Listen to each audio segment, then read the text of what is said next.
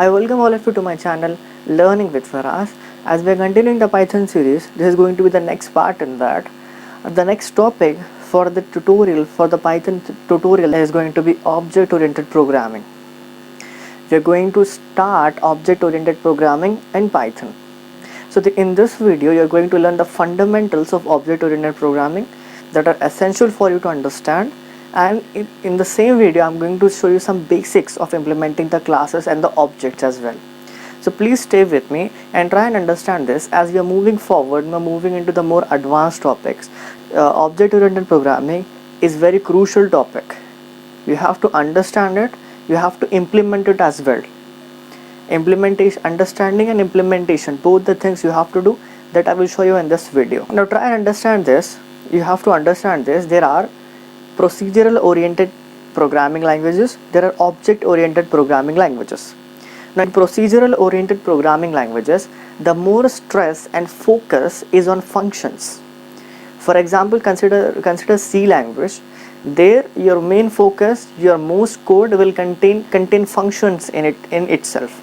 So in procedural oriented programming languages, functions are things on which we focus more on, we stress more on.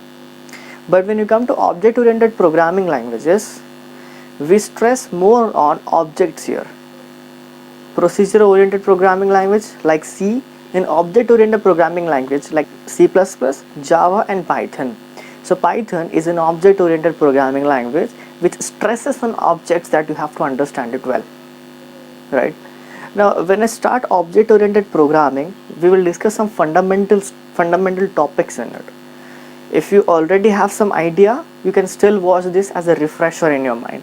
Now try and understand this. I will give you a simple scenario to make you understand how you're going to how you're going to start programming and thinking, how you're going to start thinking in object-oriented programming way, right?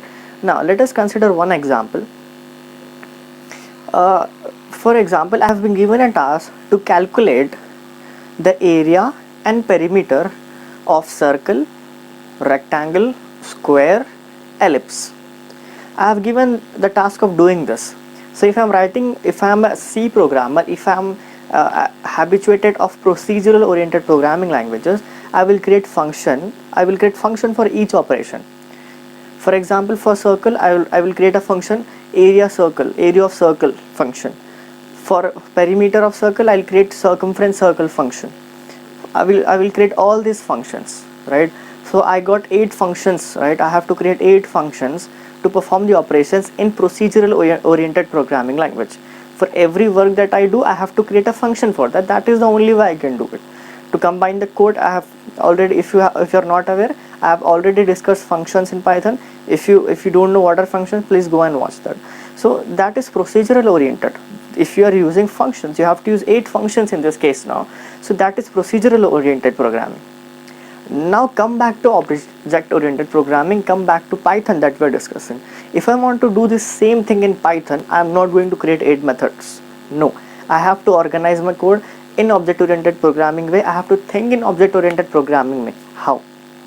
Always remember, whatever work you do, whatever thing that you do will have 2 things. Whatever work, let it be anything. I'll take some examples. It contains 2 parts. First thing is the information that you have. The second thing is the information about that work, right? Whatever work you're about to do, you should have information about that work. That information that you have. The second thing is the work itself. First you will take the information, based on the information you will do your work. That is a scenario in every case you do. For example, if you are given a work of construction of a building, first you will gather the data. I'll call it as data in object or in programming terms, I'll call it as data, or consider it as information. For example, I have given a task of construction of a building.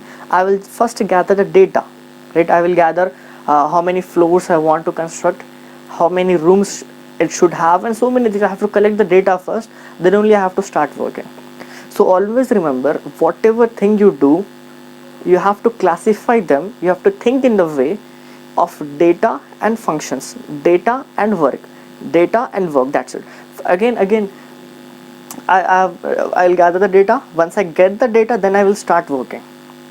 So a class, I'm coming to the definition of a class now. A class is a collection of data and functions or methods. Now what is this data? This data is also called as attributes. We also call them, the data are variables, the information that you have about that work. For example, I am having the construction of a building. One data will be number of floors, one data will be number of rooms, and so many things. You will have that materials, how much materials requires, the data, you will gather the data first. So class is a collection of data that you need and the function that you are going to do, the work that you are going to do, that are methods. So remember that functions returned in the class are called as methods. That is the definition of a method that you have to remember. So from the example that we have taken of the calculating the area of all these things, I have came to the definition of a class. A class is a collection of information and the work that you do with that information. Now let us take this scenario and implement this in our definition.